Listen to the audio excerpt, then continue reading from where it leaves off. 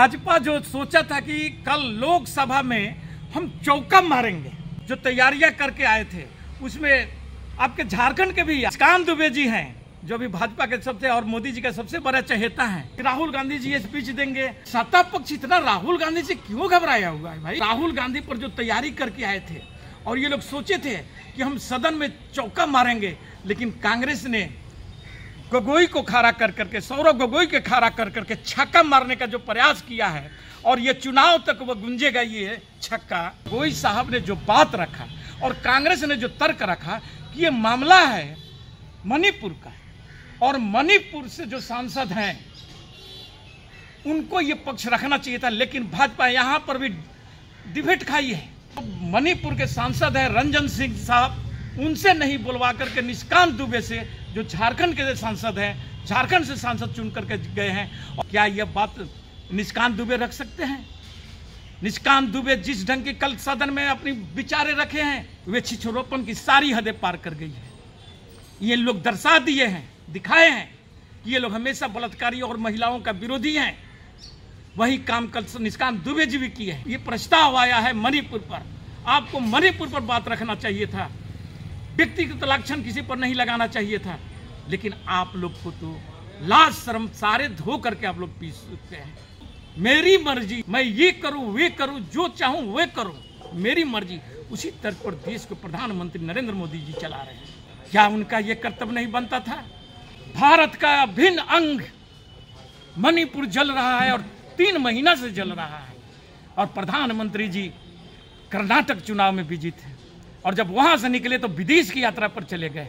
उसके बाद से लोग सदन में खोज रहा है, बुला रहा है, लेकिन प्रधानमंत्री जी भागे फिर रहे हैं। उनके खिलाफ में इसलिए प्रस्ताव लाया गया, ये जानते हुए कि ये हम हार जाएंगे, लेकिन प्रधानमंत्री को सदन में बुलाने के लिए, जबकि उस सदन का नेता प्रधानमंत्री होते हैं और वह प्रधानमंत्री भागे फिर रहे हैं, यह हार भी स्वीकार करने के लिए इंडिया तैयार है और भागे फिर रहे हैं। मणिपुर पर जवाब देने से, नूह पर जवाब देने से, वह प्रयोजित दंगा नूह में, गोधरा के बाद में मणिपुर में आजमाना शुरू किए, और मणिपुर से आज नूह मेवात में, जो हरियाणा में है, वहां तक ये लोग फैला चुके हैं, और ये आग पूरे देश में फैलाना चाहते हैं। और ये लोग बात करते हैं राष्ट्रवाद की, जिससे इन लोगों की कोसों दूर तक नाता नहीं है।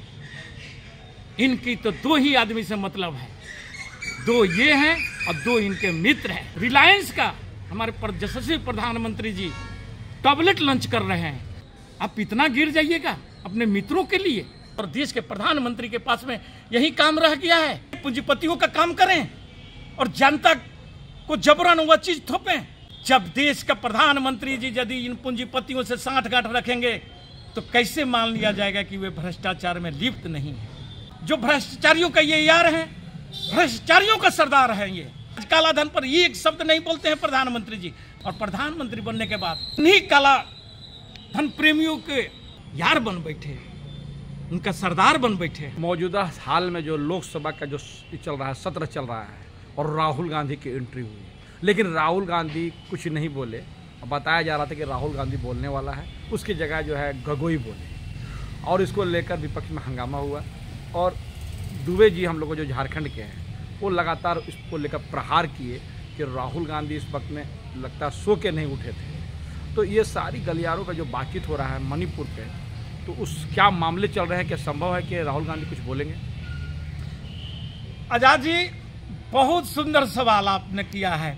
भाजपा जो सोचा था कि कल लोकसभा में हम चौका मारेंगे, राहुल गांधी बोलेंगे, और भाजपा के सारे नेता जो तैयारियां करके आए थे, उसमें आपके झारखंड के भी, आपके भी राज्य के झारखंड के जो एक निष्कांत दुबे जी हैं, जो भी भाजपा के सबसे और मोदी जी का सबसे बड़ा चहेता हैं, उन्होंने जिस ढंग का अपना स्पीच रखा, और प्रहलाद जोशी जी जो जैसे ही सदन के अध्यक्ष ओम बिरला जी सौरव गोगोई का जो नाम को ऐलान किए, तो ये लोग घबरा गए। और प्रहलाद जोशी जी जो इनके संसदीय कार्य मंत्री हैं और वो सदन का वही सारे चीज देख रहे हैं, तो वे कम से कम 10 से 15 मिनट तक ले सदन को पूरा हंगामा में तब्दील कर दिए कि ऐसा क्यों, ऐसा क्यों? कल तो आया था कि राहुल गांधी जी स्पीच देंगे और आज नाम कैसे चेंज हो जाता है, सर अध्यक्ष महोदय ये बतलाया जाए, ये भाई ये क्या बात हुआ है? सत्ता पक्ष इतना राहुल गांधी से क्यों घबराया हुआ है भाई? राहुल गांधी को ये लोग तोप जो बनाए हुए हैं, और वाकई में राहुल गांधी इन लोगों के लिए तोप बन चुके हैं। इसलिए ये लोग राहुल गांधी पर जो तैयारी करके आए थे और ये लोग सोचे थे कि हम सदन में चौका मारेंगे, लेकिन कांग्रेस ने गोगोई को खड़ा कर करके, सौरव गोगोई के खड़ा कर करके छक्का मारने का जो प्रयास किया है, और ये चुनाव तक वह गूंजेगा ये छक्का। जैसे अब देखते होंगे कि क्रिकेट में अंतिम बॉल पर जो खिलाड़ी हार रहा है और अंतिम बॉल पर मैं छक्का मार करके अपनी टीम को जिता देता है, कल कांग्रेस ने वही काम इंडिया के पक्ष में किया है कि इनकी सारी योजनाएं धरी की धरी रह गई। ये लोग राहुल गांधी पर और गांधी परिवार पर तैयारियां किए थे कि अब पूरे सज धज करके आए थे कि उन पर प्रहार किया जाएगा, और ये प्रहार गोगोई साहब की भाषण के बाद भी ये लोग किए हैं। लेकिन सबसे पहले आपको बतला देता हूं कि गोगोई साहब ने जो बात रखा और कांग्रेस ने जो तर्क रखा कि ये मामला है मणिपुर का, और मणिपुर से जो सांसद हैं उनको ये पक्ष रखना चाहिए था, लेकिन भाजपा यहाँ पर भी डिबेट खाई है। वहाँ पर भी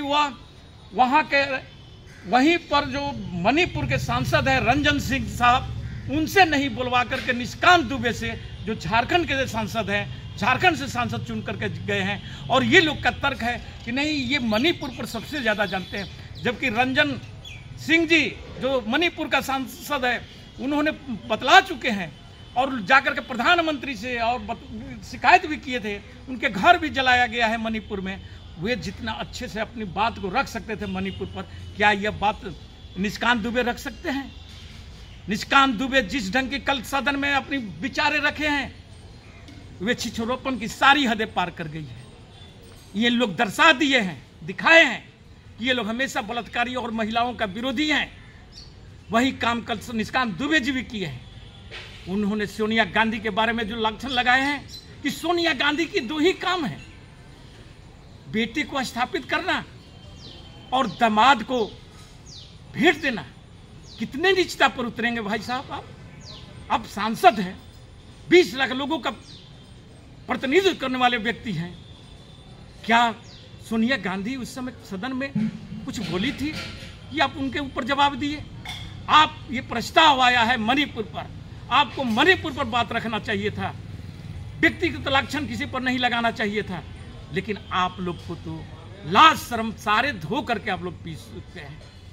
आप लोगों को तो यह भी नहीं मालूम है, इससे भी शर्म नहीं आती है कि जहां डबल इंजन की सरकार है मणिपुर में, उसको जला रहे हैं अपनी राजनीतिक रोटियां सेकने के लिए, और सेक भी रहे हैं, क्योंकि वहां के तमाम लोग राज्यपाल से लेकर के और वहां के मुख्यमंत्री तक आकर के विनतियां कर करके गए कि भाई हमारा यदि हम नहीं रोकने में विफल हैं, और उस मुख्यमंत्री को नहीं हटाने में भी आप लोग डर रहे हैं, क्योंकि आपको अहंकार आपके अंदर में समा चुका है कि मेरा लोग मेरी मर्जी। एक फिल्म में गाना हम सुने थे कि मेरी मर्जी, मैं ये करूं वे करूं, जो चाहूं वे करूं, मेरी मर्जी।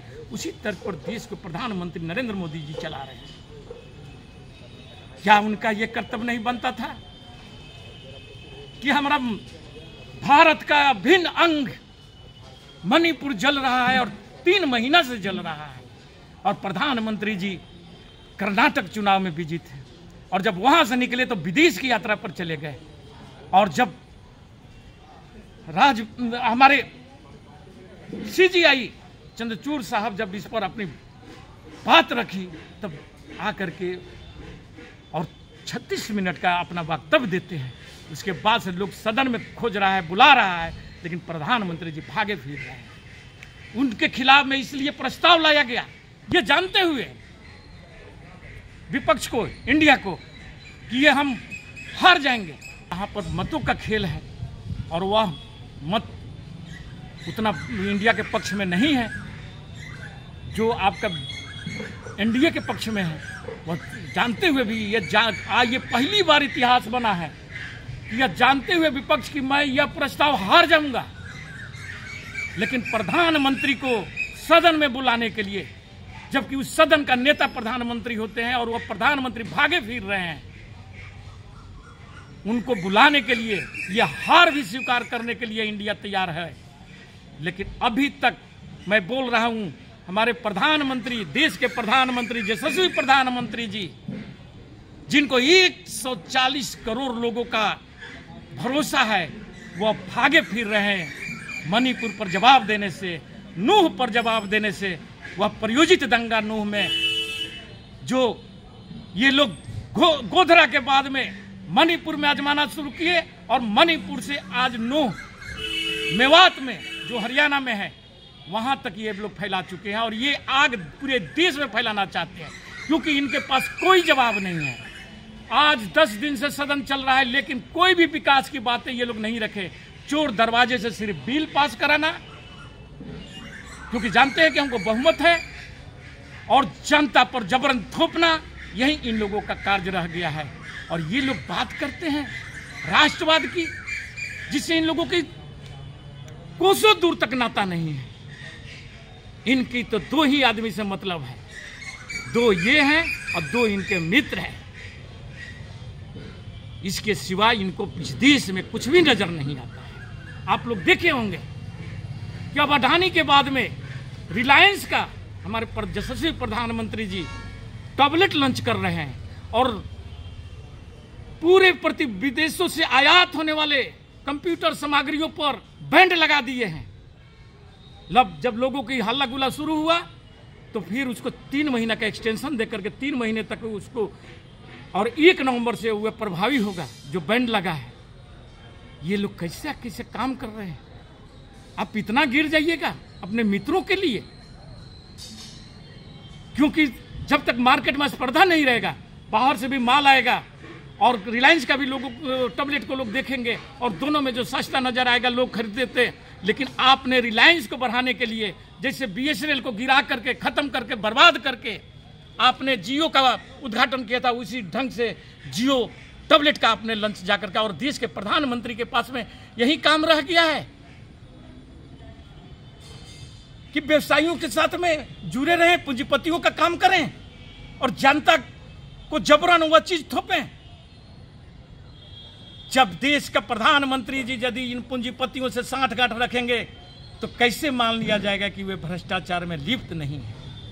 इसका वो नमूना खुद पेश कर चुके हैं। जितने भी भ्रष्टाचारी हैं आज उनके साथ हैं, और बोलते हैं कि यशस्वी प्रधानमंत्री। कैसा ये यशस्वी प्रधानमंत्री है भाई साहब?